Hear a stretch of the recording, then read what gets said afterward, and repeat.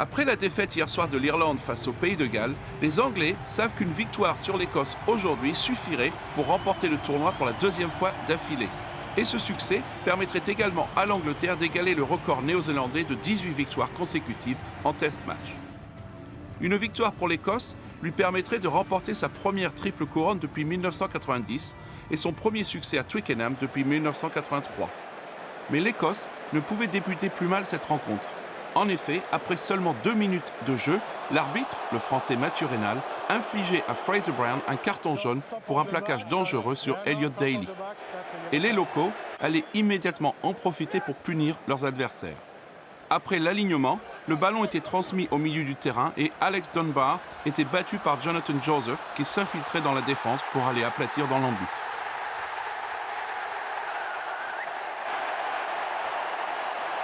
Stuart Hogg ne pouvait que constater les dégâts et entame idéale pour les hommes d'Eddie Jones.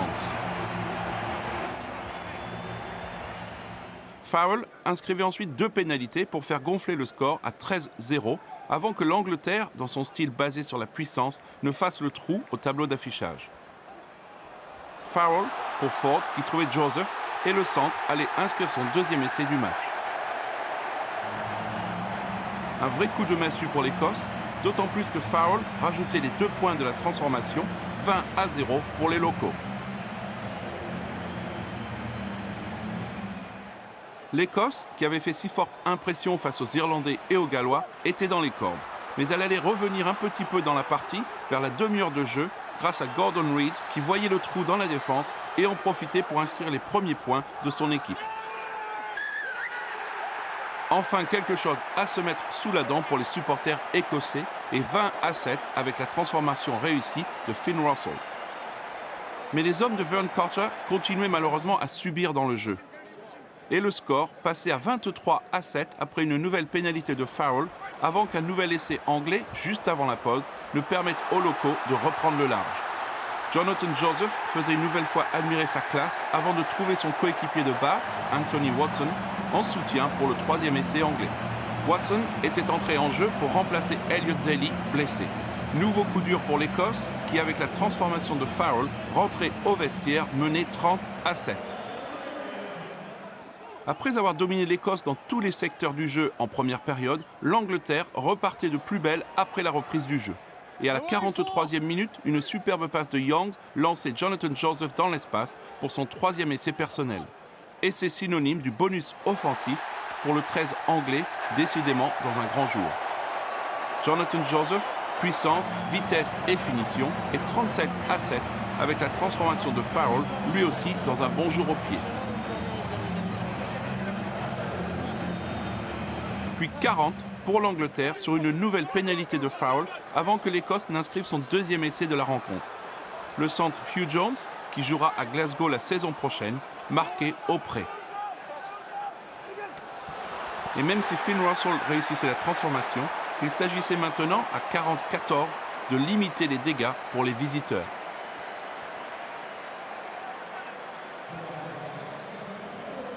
Mais l'Angleterre, avec le tournoi déjà en poche, était inarrêtable et pouvait même maintenant se permettre d'amuser la galerie. Le remplaçant Billy Vunipola, de retour de blessure, qui disputait là son premier match du tournoi, allait franchir la ligne en compagnie de Joe Lansbury pour inscrire son essai. Avec la transformation de Farrell, l'Angleterre passait la barre de 47 points, soit un nouveau record de points dans la Calcutta Cup. Et il restait encore 20 minutes à disputer. Mais à 10 minutes du coup de sifflet final, l'Écosse inscrivait son 3e essai, une nouvelle fois par l'intermédiaire de Hugh Jones.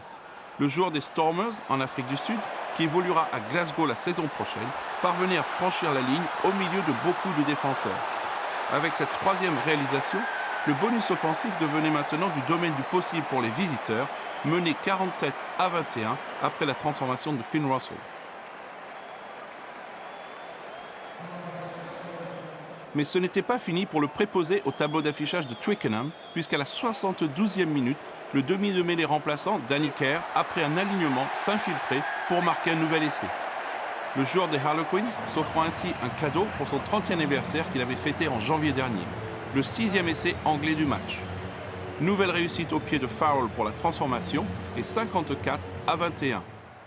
Et l'addition allait encore se corser pour l'Écosse après la sirène. Face à une Écosse fatiguée et diminuée par les blessures, les Anglais continuaient leur pressing et Danny Care héritait du ballon près de la ligne pour plonger dans l'embut. Twickenham pouvait exulter et commencer à faire la fête. Bonne contribution de Vunipola qui a levé la tête pour trouver un partenaire en embuscade sans paniquer et offrir ainsi cet essai sur un plateau à son demi de mêlée Danny Care. Transformation de Farrell et score final impitoyable 61-21. L'Angleterre égale donc le record de la Nouvelle-Zélande de 18 succès consécutifs en test match, plus un nouveau record de 11 succès consécutifs dans les 6 nations, une Calcutta Cup et 2 tournois remportés d'affilée.